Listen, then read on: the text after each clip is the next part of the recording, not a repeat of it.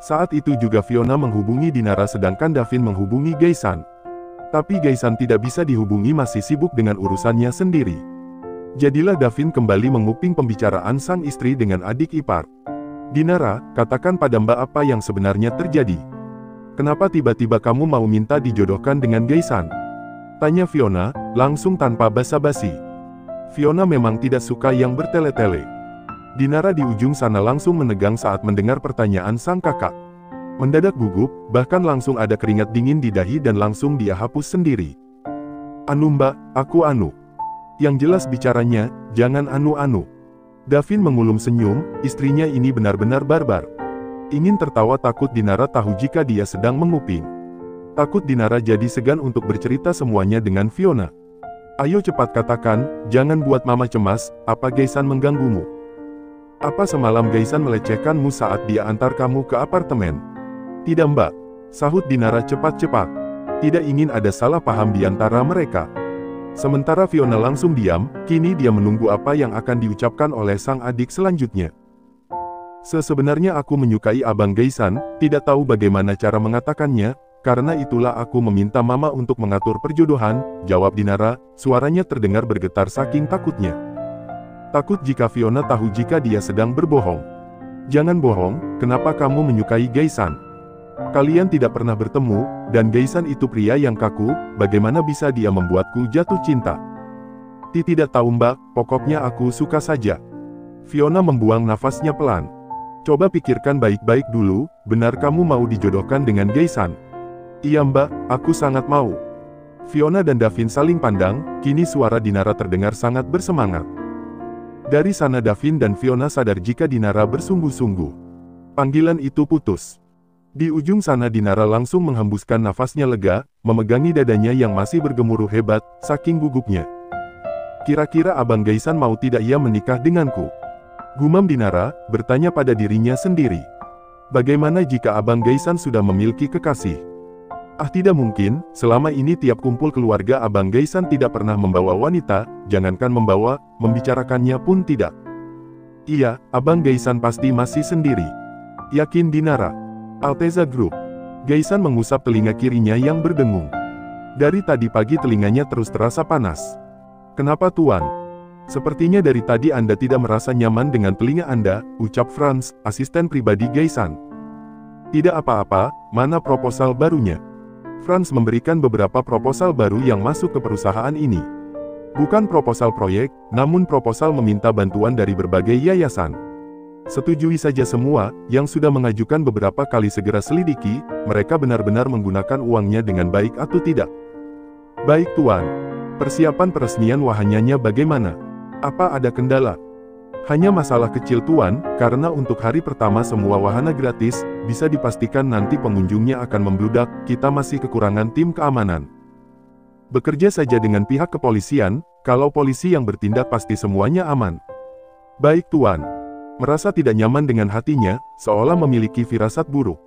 Akhirnya hari ini Gaisan pulang lebih dulu. Makan siang ini dia sudah berada di rumahnya. Mutia menatap heran sang anak, tumben-tumbeban Gaisan pulang cepat, wajahnya pun nampak tak baik. Kamu sakit? Tanya Mutia dan Gaisan menggeleng. Lalu, tanya Alteza. Entahlah, aku merasa akan ada sesuatu yang akan terjadi. Tapi entah apa. 2 hari ini Davin dan Fiona ikut pusing dengan keinginan Dinara itu. Setelah ibu dan kakaknya tahu, Dinara pun memberitahu sang ayah. Ingin segera disampaikan keinginannya untuk menikah dengan Gaisan pada keluarga Alteza. Gunawan mendengar itu gelagapan, seperti disiram air satu ember penuh. Kenapa mendadak dan buru-buru, memangnya kamu mau menikah sekarang? Tanya Gunawan dan Dinara yang sudah terlanjur basah pun menganggukkan kepalanya dengan yakin. Davin hanya mengulum senyum, lain halnya dengan Fiona dan Dania yang mengelus dada.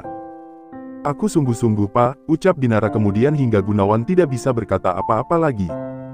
Baiklah, nanti malam kita ke rumah Alteza, balas Gunawan akhirnya. Dinara bernafas lega, sementara yang lain menghembuskan nafasnya berat.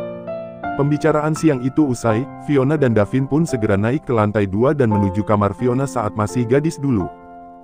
Pagi tadi mereka datang ke sini atas permintaan Dania, dia tidak sanggup jika harus tegang sendirian. Karena itulah meminta Davin dan Fiona datang. Dedi, pinggangnya rasanya pegal sekali, pijat ya. Pinta Fiona saat dia dan sang suami sudah berada di dalam kamar, lalu sama-sama duduk di tepi ranjang. Aman Mom, pijat plus-plus juga boleh. Itu sih maunya Dedi. Tapi Mommy mau juga kan? Ledeknya dan Fiona hanya mencebik sebagai jawaban. Fiona lalu berbaring di atas ranjang dan Davin mulai menelusupkan tangannya masuk ke pinggang sang istri. Memijatnya pelan hingga Fiona merasa nyaman. Enak dat, ucap Fiona, sebuah suara yang membuat Davin merasa tidak nyaman. Karena terdengar seperti sebuah desahan di telinganya. Membuatnya ingin melakukan anu-anu, tapi subuh tadi mereka sudah melakukannya. Dan pelan-pelan saja. Jangan banyak bicara, diam dan nikmati, kalau bisa tidurlah. Kenapa Dedi jadi ketus begitu? Tanya Fiona dengan suaranya yang meresahkan. Mommy diam saja, suara Mommy bikin Dedi pengen. Pengen apa? Dengan anu. Astaga Dedi, kan tadi pagi sudah. Makanya Mommy jangan begitu, itu suara laknat, lebih baik Mommy diam. Fiona mengulum senyum, kini dia benar-benar diam dan menikmati pijatan sang suami. Dedi capek enggak? Kalau capek udah enggak apa-apa, ucap Fiona lagi, ternyata mulutnya tidak bisa diam, ingin terus bicara. Enggak capek kok Mom, Mommy tidur saja. Satu tangan Davin bahkan langsung mengelus puncak kepala sang istri dengan sayang. Membuat Fiona langsung tersenyum lebar. Jika seperti ini Fiona bisa tertidur dengan pulas. Sekejap saja, Fiona sampai di alam mimpi. Mimpi melakukan anu-anu dengan suaminya sendiri, mimpi yang sangat indah. Tok tok tok. Sial. Davin dengan segera memakai bajunya kembali. Yang mengetuk pintu kamar Davin dan Fiona adalah Dania, dia memanggil Davin untuk menemui Gunawan di ruang kerja. Dan disinilah kini Davin duduk, berhadapan dengan sang ayah mertua dan hanya dihalangi oleh meja kerja. Setelah mengantarkan Davin, Dania meninggalkan kedua pria berbeda generasi ini. Ada apa Pak? Tanya Davin, lebih dulu buka suara. Tentang Gaisan, apa benar di usianya yang segitu belum memiliki kekasih? Davin mengulum senyum, masalah kekasih memang dia yang lebih unggul. Tidak ada Pak, Gaisan tidak pernah sekalipun membawa wanita yang dikenalkan pada Mama Mutia dan Papa Alteza. Kurasa dia memang tidak menyukai wanita, hahaha. Hus. Kamu ini. Rawa Davin surut, mencoba kembali bicara serius. Selama ini Gaisan hanya fokus untuk bekerja saja Pak, sepertinya dia belum ada keinginan untuk menikah. Baginya pun usia 20 tahunan itu masih muda, aku pernah dengar dia ingin menikah kalau umurnya sudah 30. Harusnya pas saat Dinara wisuda kan? Tapi Dinara mau sekarang, bagaimana ini menurutmu? Apa Gaisan mau menerima Dinara? Davin berpikir sejenak, mana tahu dia jawabannya. Harusnya tanyakan langsung pada Gaisan. Mana aku tahu Pak? Lebih baik kita tanyakan langsung pada Gaisan. Bicara denganmu tidak ada hasilnya. Keluh Gunawan. Dan Davin hanya terkekeh saja. Malam datang. Keluarga Gunawan akhirnya mendatangi keluarga Alteza, sebelumnya Dania sudah memberitahu Mutia tentang kedatangan mereka malam ini. Jadi Mutia sudah menunggu dan menyambut mereka semua. Langsung memeluk sang menantu yang sedang mengandung cucu pertamanya. Mereka semua segera duduk di ruang tengah, karena sudah lewat waktu makan malam. Sudah waktunya bicara namun Gunawan bingung bagaimana memulainya, dia sungguh tidak pernah melakukan perjodohan, ini terasa seolah dia mau melamar Gaisan. Astaga, hidup punya dua anak perempuan ternyata sangat sulit. Umpat Gunawan di dalam hati. Sementara Dinara pun sama gugupnya seperti sang ayah, kedua telapak tangannya bahkan sudah basah dengan keringat dingin. Tidak sabar juga menunggu ayahnya bicara. Dan melihat Gunawan yang kebingungan akhirnya Davin yang buka suara. Kami ingin menjodohkan Dinara dengan Abang Gaisan, bagaimana? Alteza, Mutia dan Gaisan sama-sama terkejut, mata mereka mendelik, seolah tidak percaya dengan apa yang didengar. Biasa aja sih, Dinara suka sama Abang Gaisan, jadi dia mau dijodohkan sama Abang, gitu. Gunawan menyentuh dadanya, menahan jantung agar tidak copot, pembicaraan serius seperti ini bisa-bisanya Davin tetap main-main seperti itu. Sedangkan Dania memijat keningnya yang merasa berdenyut, lain halnya dengan Fiona yang mendukung tindakan suaminya itu. Biar tidak bertele-tele langsung saja diutarakan maksudnya. Tunggu, bicaranya pelan-pelan, gimana? Tanya Mutia. Dan kali ini Fiona yang menjawab. Fiona menjelaskan dengan rinci kedatangan mereka malam ini, yang bermaksud melamar Gaisan untuk Dinara. Adiknya mencintai Gaisan dan ingin segera diadakan pernikahan. Karena Dinara merasa di antara mereka sudah saling mengenal, tidak perlu ada pendekatan yang malah akan menjadikan ladang zina, jadi langsung saja menikah. Mutia dan Alteza mulai paham, lain halnya dengan Gaisan yang begitu syok. Bagaimana bisa tiba-tiba seorang gadis datang untuk melamar dirinya? Dan parahnya lagi gadis itu adalah Dinara. Sementara di antara Mika tidak pernah sedikit pun ada hubungan apa-apa, hanya saudara dari pernikahan Davin dan Fiona. Tidak, Gaisan menggeleng. Di antara keterkejutan Gaisan yang belum reda tiba-tiba sang ibu mengucapkan sebuah kalimat yang semakin membuatnya terkejut. Wah, ide bagus itu, lagi pula Gaisan memang tidak punya kekasih, bisa-bisa dia kadi bujang lapuk, ucap Mutia. Alteza mengangguk setuju, yang lain pun langsung tersenyum menyambut ucapan itu, lain halnya dengan Gaisan yang semakin mendelik matanya. Tunggu dulu, kalian tidak ada yang bertanya apa pendapatku. Gaisan akhirnya buka suara sebelum pembicaraan ini semakin jauh mendorong masuk ke sebuah jurang. Kenapa kamu mau menolak? Menolak boleh, asalkan kamu sudah punya calon sendiri untuk jadi istrimu, kalau tidak ada biarkan mama dan papa yang tentukan dan wanita itu adalah Dinara. Seorang gadis yang namanya disebut mendadak menegang, dia tahu akan jadi seperti ini, Gaisan menolak namun pihak keluarga bersikukuh untuk tetap melanjutkan perjodohan. Tapi tidak apa-apa, memang inilah yang Dinara mau. Dan mendengar ucapan sang ibu Gaisan tidak punya jawaban apa-apa, karena hingga kini dia memang tidak punya teman dekat wanita. Beberapa wanita yang sudah mendekati Gaisan selalu mundur karena tidak tahan dengan sikap dinginnya. Tuh kan, nggak bisa jawab kamu, makanya nurut sama mama, ucap Mutia. Malam itu akhirnya kedua belah pihak keluarga itu bersepakat untuk menjodohkan anak-anak mereka Dinara dan Gaisan. Bukan hanya tentang perjodohan, namun mereka juga banyak memberi nasihat untuk mereka berdua apalagi pernikahan akan dilaksanakan secepatnya. Baik Dinara ataupun Gaisan harus saling menerima satu sama lain, meski belum ada cinta di antara mereka namun mereka harus berusaha untuk membuat cinta itu ada. Karena pernikahan adalah ikatan suci tidak ada yang bisa memutuskan selain kematian. Dinara mengangguk setuju namun Gaisan hanya diam, seolah hidupnya sedang dikendalikan. Jam 9 malam keluarga Gunawan pamit untuk pulang. Sebelum benar-benar pulang Dinara dan Gaisan diberikan waktu untuk bicara berdua. Sementara Davin menemani Fiona untuk kencing di dalam kamarnya. Sudah Dedi, ayo kita turun, ucap Fiona, setelah keluar dari dalam kamar mandi. Anu dulu dong Mom, Dinara dan Gaisan pasti masih bicara. Is Dedi, di rumah saja. Sebentar saja ah. Di saat Davin dan Fiona sibuk UAIU di lantai 2, di taman belakang suasana mendadak mencekam, dingin sekali gara-gara raut wajah datar Gaisan, tatapan menusuk sampai ke relung hati Dinara. Kenapa tiba-tiba kamu ingin menikah denganku? Padahal kita tidak mengenal dekat, tanya Gaisan dan merindinglah Dinara. Aku menyukai abang. Jangan bohong. Tidak. Cih, gelagatmu itu mencurigakan sekali. Jangan main-main dengan pernikahan, sekali kamu masuk kamu tidak akan bisa keluar. Ancam Gaisan. Dan memang berhasil membuat Dinara takut, namun tekadnya sudah kuat untuk membuat Gaisan tidak lagi mengganggu rumah tangga sang kakak. Kalau kamu tidak mau mengatakan alasan yang sebenarnya, maka aku akan mencari taunya sendiri, bisik Gaisan. Setelah itu Gaisan pergi meninggalkan Dinara yang membeku. Dengan dadanya yang masih bergemuruh Davin dan Fiona keluar dari dalam kamar, bahkan Fiona masih merasakan denyut di inti tubuhnya. Dia berjalan dengan merapatkan kedua kaki menikmati sensasi-sensasi yang masih tersisa. Ini semua gara-gara Dedi. Ih nyebelin. Keluh Fiona. Salah Momi sendiri, semenjak hamil Momi semakin menggoda, Dedi tidak tahan untuk tidak menyentuh Momi. Jawab Davin dengan nada menggoda. Dengan mengerucutkan bibirnya Fiona menuruni anak tangga dan menghampiri semua keluarga.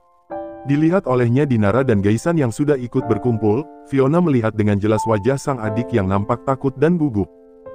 Dia sangat yakin jika saat pembicaraan tadi Gaisan menakut-nakuti adiknya. Setelah pamit mereka semua pulang. Davin dan Fiona tidak kembali ke rumah Gunawan melainkan langsung menuju apartemen mereka.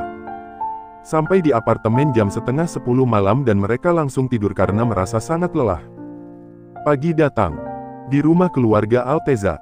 Gaisan sudah rapi dan selesai sarapan dia hendak langsung pergi ke kantor. Namun langkah kakinya terhenti di teras rumah saat mendengar suara sang ibu memanggil. Gaisan. Yang dipanggil pun langsung berbalik dan menatap sang ibu yang menghampiri. Jangan ke kantor dulu, hari ini Dinara kuliah pagi jadi antarlah dia ke kampus. Sejak kapan aku jadi sopir dadakan? His, dia itu calon istrimu, bersikaplah yang manis padanya. Baru calon ma, tiba-tiba dia datang melamarku, bisa saja nanti tiba-tiba dia membatalkan pernikahan ini. Aduh. Kalau Gaisan, dia mengusap lengan kirinya yang baru saja dipukul oleh sang ibu, terasa pedih. Jangan sembarangan bicara, mama sudah sangat bahagia ada seorang gadis yang mau menikah denganmu, jadi jangan coba-coba menakuti Dinara dan membuat dia membatalkan pernikahan ini. Ancam Mutia. Kedua keluarga memang sudah menyepakati tentang pernikahan Dinara dan Gaisan. Tepatnya setelah Fiona melahirkan barulah pernikahan itu akan diadakan. Beberapa bulan ini Dinara dan Gaisan diminta untuk lebih dekat, mengenal satu sama lain lebih dahulu. Sudah sana pergi. Dinara sudah menunggumu. Titah Mutia. Dan Gaisan tidak bisa lagi mengelak, berkilah apalagi menolak. Meski dengan berat hati akhirnya Gaisan menuruti keinginan sang ibu. Dia segera melajukan mobilnya, bukan menuju kantor melainkan menuju kediaman keluarga Gunawan. Dan benar saja, ketika memasuki halaman mansion itu, Gaisan sudah melihat Dinara yang menunggunya duduk di teras mansion. Entah kenapa melihat itu lagi-lagi Gaisan merasa kesal, dia seperti melihat anak kecil yang sedang menunggu dijemput oleh orang tuanya. Kenapa harus menunggu di situ? Memangnya tidak bisa menunggu di dalam rumah saja? Gerutu Gaisan. Bocah bau hancur sudah berani mengajakku menikah, jangan-jangan nanti malam pertama dia malah langsung pingsan. Kekesalan Gaisan semakin menjadi saat dia melihat Dinara yang tidak bergerak ketika dia sudah memarkirkan mobilnya di halaman mansion, seolah manja sekali minta dijemput. Lantas dengan kekesalannya itu Gaisan turun dan berteriak, "Ayo pergi!" Dan Dinara yang melihat itu langsung bangkit dengan tergesa, terlalu buru-buru berlari menghampiri sang calon suami. Dinara sungguh tidak tahu jika itu adalah mobil Gaisan, dia belum terlalu ingat. Dia pikir itu tadi adalah mobil teman ayahnya. Bukannya langsung ke sini malah diam saja. "Maaf bang, aku tidak tahu kalau ini mobil abang." Alasan. Gaisan langsung kembali masuk ke dalam mobil, dan dengan bibir mencebik Dinara mengikuti. "Sabar Nara," batin Dinara. Gaisan mengemudikan mobilnya sendiri, sementara Dinara duduk di kursi tengah, benar-benar membuat seolah Gaisan adalah sopir pribadinya. Jujur saja Gaisan kembali ingin marah, namun sadar jika marah-marah hanya akan merusak hatinya, akhirnya Gaisan memilih diam. Dia terus memasang wajah dingin dan menatap jalanan, tidak bersuara meski hanya sedikit. Hanya terdengar deru nafasnya yang seperti banteng. Dinara sungguh dibuatnya takut. Padahal malam itu saat Gaisan mengantar dia ke apartemen sang kakak, Gaisan tidak segarang ini. Gaisan masih mau mengajaknya membicarakan tentang kuliahnya. Namun kini mereka benar-benar seperti musuh. "Apa segitunya abang Gaisan tidak ingin menikah denganmu?" batin Dinara. Dia hanya terus membatin, tidak berani bersuara. Menerka-nerka sendiri tentang apa yang sebenarnya terjadi, lalu memutuskan semaunya. "Kamu kuliah di mana?" tanya Gaisan ketika mobil mereka berhenti di lampu merah. Bertanya dengan nada membentak. Dan Dinara sungguh lupa jika Gaisan tidak tahu di mana tempat kuliahnya. Maaf bang, aku kuliah Universitas Gunadarma." Tanpa banyak bertanya lagi, saat lampu lalu lintas berubah menjadi hijau Gaisan segera melajukan mobilnya menuju universitas yang disebut oleh Dinara. "Di mana gedungnya?" tanya Gaisan saat mobil mereka mulai masuk di kawanan universitas, namun belum sampai di tempat gedung belajar Dinara. "Lurus saja bang, nanti belok kanan terus belok kiri, maju sedikit lagi sampai." Gaisan mengeram kesal, Dinara benar-benar membuatnya terlihat seperti supir. "Katakan saja gedung apa, aku tahu semua." Maaf bang, gedung B, jawab Dinara.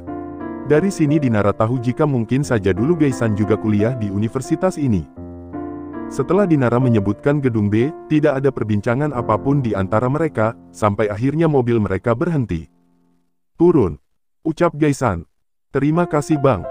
Gaisan tidak menanggapi apapun bahkan melirik Dinara pun tidak, dan saat terdengar pintu belakang ditutup Gaisan dengan segera pergi dari sana. "Merepotkan," keluh Gaisan. Meninggalkan Dinara yang bibirnya mencebik dan mengelus dada. "Abang Gaisan mengerikan sekali, aku tidak bisa membayangkan ketika sudah menjadi istrinya nanti. Dia pasti akan selalu menganiaya aku." Dinara bergidik ngeri, dan ketakutannya sirna ketika mendengar teman-temannya memanggil nama dia. Dinara pun dengan segera menghampiri mereka. Sampai di kantor Alteza Group, Gaisan segera memerintahkan asisten pribadinya untuk mencari semua informasi tentang Dinara Gunawan. Mencari tahu kenapa tiba-tiba gadis itu melamar dia. Jujur saja Franz merasa sedikit bingung dengan tugas kali ini, jika hanya mencari informasi data diri tentang Dinara Gunawan itu adalah hal yang gampang, tapi mencari tahu isi hati gadis itu pastilah tidak akan mudah. Tapi Franz tidak punya jawaban lain selain iya. Baik Tuan, jawab Franz patuh. Dan saat itu juga Franz langsung mencari informasi yang diinginkan oleh sang Tuan. Franz memerintahkan beberapa orang untuk mewawancarai secara terselubung teman-teman Dinara. Tapi di antara mereka semua tidak ada yang tahu tentang hubungan Dinara dan Gaisan. Bahkan mereka tidak mengenal siapa itu Gaisan dan Dinara pun tidak pernah menyebutnya sekalipun. Menyadari itu membuat Franz jadi curiga dan aneh sekaligus. Bagaimana bisa seorang gadis mengatakan suka kepada pria, namun dia tidak pernah membicarakan pada siapapun apalagi teman-temannya. Nona Dinara mencurigakan sekali, lalu apa yang harus aku laporkan pada Tuan? Aku katakan saja bahwa Nona Dinara benar-benar mencintai Tuan Gaisan.